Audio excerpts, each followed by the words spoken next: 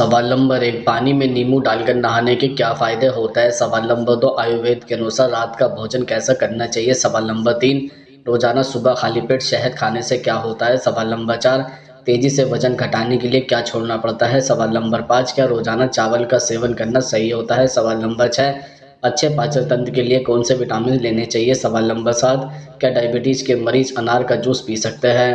सवाल नंबर 1, अच्छे पाचन तंत्र के लिए कौन से विटामिन लेने चाहिए? दरअसल विटामिन सी से भरपूर आहार का सेवन करने से पाचन तंत्र मजबूत रहता है। विटामिन सी में एंटीऑक्सीडेंट गुण पाए जाते हैं। आपके शरीर में विटामिन सी की कमी है तो आप डॉक्टर की सलाह पर इसका सप्लीमेंट भी ले सकते हैं। हालांकि प्राकृतिक आहार का सेवन अधिक फायदेमंद होता है। विटामिन सी रिच फूड में आलू, ब्रोकली, कीवी, स्ट्रॉबेरी, संतरा और अन्य खट्टे फल आदि शामिल होता है। इसके अलावा विटामिन डी का सेवन करने से रोग प्रतिरोधक क्षमता बेहतर होती है। बाउल मूवमेंट को ठीक करने में विटामिन डी अहम भूमिका निभाता है। अच्छे पाचन तंत्र के लिए आपको विटामिन डी से भरपूर आहार का सेवन करना चाहिए। विटामिन डी रिच फूड की बात करें तो अंडे की जर्दी, रेड मीट, दलिया, दूध, सोया के उत्पाद और दही आदि में विटामिन डी की अच्छी मात्रा पाई जाती है। सवाल नंबर 2, आयुर्वेद के अनुसार रात का भोजन कैसा करना चाहिए? दरअसल रात के समय भोजन करते समय आपको सबसे ज़्यादा सावधानी बरतनी चाहिए। आयुर्वेद में रात के भोजन को लेकर कुछ नियम बताए गए हैं जो कि इस प्रकार है, जैसे रात के समय में डाइट में हरी पत्तेदार सब्जियों का सेवन करना चाहिए। ऐसा करने से आपके शरीर को जरूरी पोषक तत्व मिलते हैं और शरीर निरोगी होता है। रात में दूध पीना भी शरीर के लिए फायदेमंद माना जाता है, लेकिन भोजन करने से 30 मिनट पहले या भोजन के 30 मिनट बाद ही इसका सेवन करना चाहिए। रात के भोजन में दाल का सेवन भी बहुत फायदेमंद होता है। इससे आपके शरीर को प्रोटीन समेत कई जरूरी पोषक तत्व मिलते हैं। आयुर्वेद के मुताबिक रात के भोजन में गेहूं की रोटी का सेवन करने से आपके शरीर को नुकसान हो सकता है।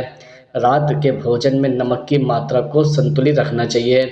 अगर आप बिना किसी नमक वाला भोजन करते हैं तो यह ज़्यादा फायदेमंद होगा।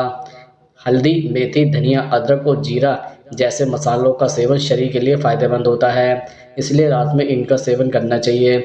लेकिन ध्यान रहे कि इस दौरान बहुत ज़्यादा मसालेदार खाना नहीं होना चाहिए। सवाल नंबर 3, रोज़ाना सुबह खाली पेट शहद खाने से क्या होता है? दरअसल आज के समय में हर कोई फिट रहना चाहता है। ऐसे में वजन कम करने के लिए जिम और तरह तरह के तरीके अपनाते हैं, लेकिन आप वजन कम करने के लिए खाली पेट में गुनगुने पानी के साथ शहद का सेवन कर सकते हैं। इससे शरीर में जमा अतिरिक्त चर्बी को कम करने में मदद मिलती है। आप चाहे तो इसमें नींबू या जीरा पाउडर मिला सकते हैं।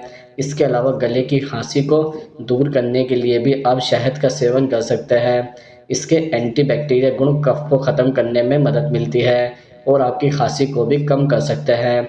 इसके लिए आप सुबह गर्म पानी के साथ शहद पी सकते हैं। आमतौर पर कई लोग गले की खराश की समस्या से अक्सर परेशान रहते हैं। ऐसे में गले की खराश को दूर करने के लिए आप खाली पेट 1 चम्मच शहद का सेवन अजवाइन या अदरक के साथ कर सकते हैं। इससे आपके गले की खराश में काफ़ी आराम मिल सकता है। सवाल नंबर 4, पानी में नींबू डालकर नहाने के क्या फ़ायदे होते हैं?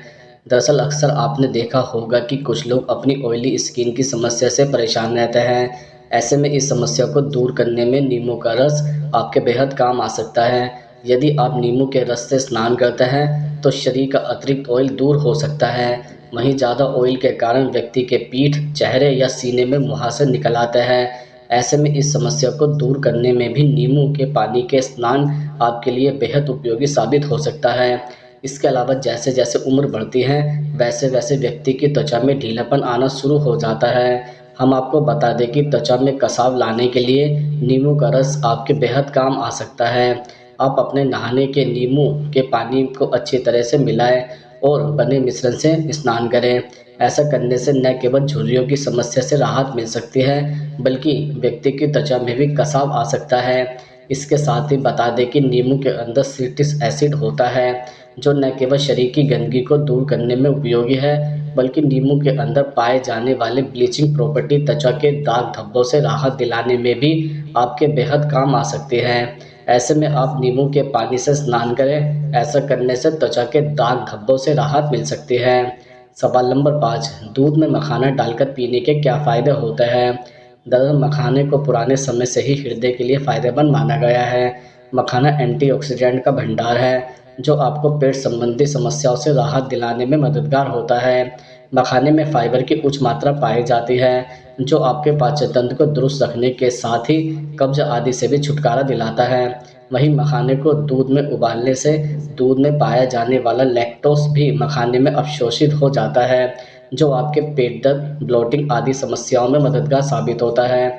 इसके अलावा डायबिटीज़ की समस्या में भी मखाना और दूध का सेवन एक साथ करना काफ़ी लाभदायक माना जाता है। दूध में मखाना उबालकर खाने से आपका ब्लड ग्लूकोज और ब्लड शुगर लेवल नियंत्रित होता है। डायबिटीज़ के मरीज दूध में मखाना उबालकर बेझिझक इसका सेवन कर सकते हैं। इसके नियमित सेवन से उनका ब्लड शुगर लेवल नियंत्रित रहेगा।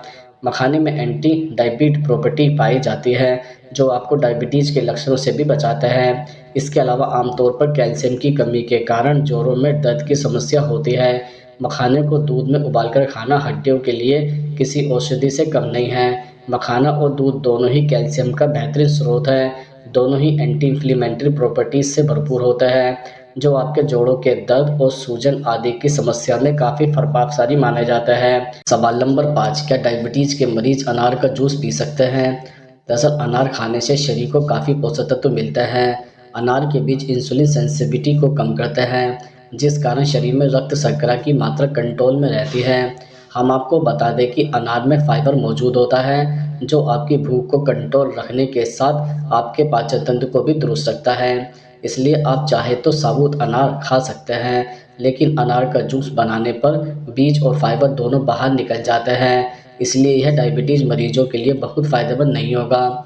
हालांकि आप अनार के जूस का थोड़ी मात्रा में सेवन करते हैं तो आपको कोई नुकसान नहीं होगा, मगर ज़्यादा मात्रा में इसे पीना आपके ब्लड शुगर को बढ़ा सकता है। ध्यान रखें, जब भी अनार के जूस का सेवन करें, अपने डॉक्टर से सलाह अवश्य लें। जूस का सेवन करते समय इसकी मात्रा का विशेष रूप से ध्यान रखें।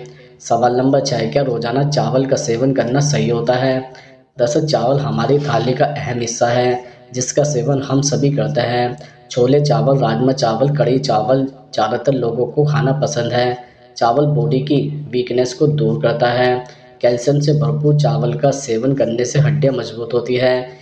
फाइबर रिच फूड चावल का सेवन करने से वजन कंट्रोल में रहता है। हर दिन सीमित मात्रा में चावल का सेवन करने से बैड कोलेस्ट्रॉल कंट्रोल में रहता है। चावल का सीमित मात्रा में सेवन करने के लिए उपयोगी है, लेकिन उसका अधिक सेवन आपको बीमार भी बना सकता है। बहुत अधिक चावल खाने से मेटाबॉलिज्म से जुड़े सिंड्रोम और बीमारियां हो सकती हैं। आप चावल के शौकीन हैं तो आप हर दिन चावल तो खा सकते हैं, लेकिन सीमित मात्रा में। चावल का अधिक सेवन करने से डायबिटीज़, मोटापा, शुगर और पेट में गैस बनने की परेशानी हो सकती है। डायबिटीज़ के मरीजों के लिए चावल का सेवन उनकी परेशानी को बढ़ा सकता है। चावल का अधिक सेवन करने से ब्लड में शुगर का स्तर तेज़ी से बढ़ सकता है। डायबिटीज़ के मरीज रोज़ाना चावल का सेवन करते हैं तो उन्हें उससे परहेज करना चाहिए। चावल का ग्लाइसेमिक इंडेक्स हाई होता है, जो ब्लड में शुगर का स्तर तेज़ी से बढ़ाता है। चावल में मौजूद कार्बोहाइड्रेट्स और कैलोरी ब्लड में शुगर का स्तर तेज़ी से बढ़ाने में असरदार है। एक अध्ययन के मुताबिक जो लोग ज़्यादा चावल खाते हैं उनमें टाइप 2 डायबिटीज़ होने का खतरा अधिक रहता है। हेल्थ एक्सपर्ट के मुताबिक जो लोग डायबिटीज़ के शिकार हैं वो चावल से परहेज नहीं करें, बल्कि चावल का बेहद कम सेवन करें। सवाल नंबर 7, तेज़ी से वजन घटाने के लिए क्या छोड़ना पड़ता है? दरअसल वजन घटाने की शुरुआत सुबह उठते ही कर देनी चाहिए, क्योंकि इसका असर दिन भर देखने को मिलेगा। सुबह के वक्त जिन लोगों को पूड़ी, सब्जी, पराठे या कोई और ऑयली फूड खाने की आदत है तो उसे आज ही बदल डालें। इसकी वजह ताज़ा फल या किसी और हेल्दी डाइट का सेवन शुरू करें। इससे शरीर में फैट कम होने लगेगा और 1 महीने के भीतर ही इसका असर दिख पाएगा। इसके अलावा भारत में ज़्यादातर लोगों को सुबह से लेकर शाम तक कई बार दूध और चीनी की चाय पीना पसंद है, लेकिन इससे वजन बढ़ने लगता है। ऐसे में ग्रीन टी का सेवन करें, तभी शरीर में मनचाहा बदलाव आएगा। इसके साथ ही फल खाने के कई तरीके हो सकते हैं। आप इसे पूरा खा सकते हैं या फिर जूस निकाल कर पीना चाहिए।